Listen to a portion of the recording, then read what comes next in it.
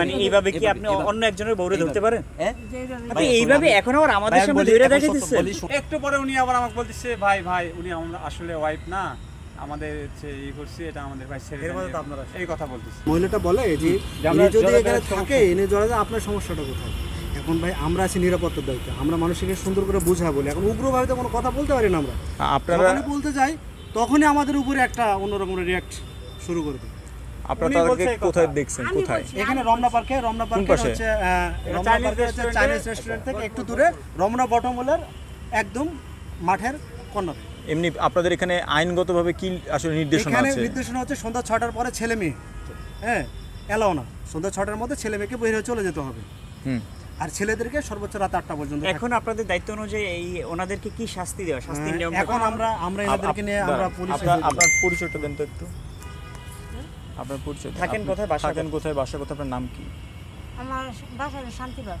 হ্যাঁ, থাহি গুলবাগ, শান্তিবাগ থাহি। আপনার নাম কি? আমার নাম ফেরদৌস। আর ওনার পরিচয়টা, উনি আপনার আসলে কি হয়? আপনারা আসলে এখানে কি করতে আসছেন একটু বলেন তো। আমার এখানে বসে আছে 4টা বাজে। কয়টা থেকে? 4টা বাজে আসতে আমি লাইনে। তাহলে রাত 8টা বাজে আপনি এখন আছেন কেন? 9টা বাজে। 4টা বাজে আসছি।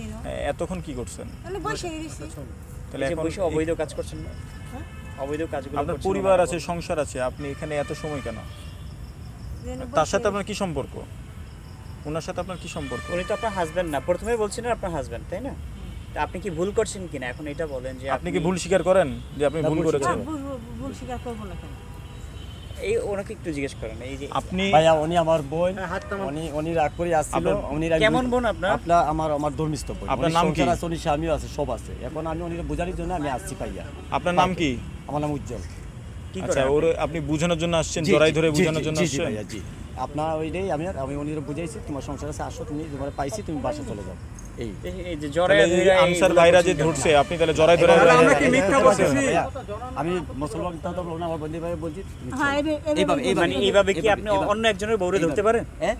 আপনি এইভাবে এখন আবার আমাদের সামনে ধরে দেখাইতেছেন। বলি শুনেন, উনি রাগ করে আইছে প্রায় 10 আপনি অবস্থাটা শুনেন দেখেন। শুনেন ভাই, আমি বলি আপনারা 4টা দিকে আসছেন, কি আপনি রাগ করে? এদিকে আমাদের দিকে কথা বলেন। অবস্থাটা দেখেন। এখন চাইনিজ আবার আমার তো পাইছি, আমি আসার পরে পাইছি। আপনি কিছু খেয়ে আসছেন? জি কিছু খেয়ে আসছেন? কি খাম ভাই? আমি কিছু খাই না ভাই, কি খাম ভাই? হ্যাঁ, আপনার নাম কি? আমার উজ্জ্বল ভাইয়া। বাড়ি কোথায়? আমার উজ্জ্বল, আমার ছেলে ভাই। আচ্ছা, এখন ওনাদেরকে এখানে আসলে থাকেন কোথায়? পরিবারকে ডাইকা আমার এই যে শান্তিবাগের পাশে। শান্তিবাগে একসাথে থাকেন? পাশেই বাসা। ওনাদের ভাই আপনি পরিবারকে একটু বলেন তো, আপনি কি অবস্থায় দেখেছেন তাকে একটু বলেন তো। ফার্স্ট অবস্থা উনি ওনাকে জড়িয়ে ধরে আসছে, আমি পিছন থেকে ওনাকে বলতেছি। আপনারা আপনাদের নিয়ম অনুযায়ী হ্যাঁ, বাঁশি মেরে রাউন্ড দিয়েছেন কিনা, দিয়েছি, সবাইকে আমরা বলেছেন কিনা যাওয়ার এই যে জন্য? ঘামে গেছি আমরা, অলরেডি সব লোক বের করছি, এই পাশটা আমাদের ক্লিয়ার করতে হবে। তো ক্লিয়ার করতে এসে দেখি উনি ওনাকে জড়িয়ে ধরে আসছে। ওনাকে আমি বলতেছি ভাই আপনি কি করতেছেন? তো উনি বলি যে আমরা হাজব্যান্ড ওয়াইফ।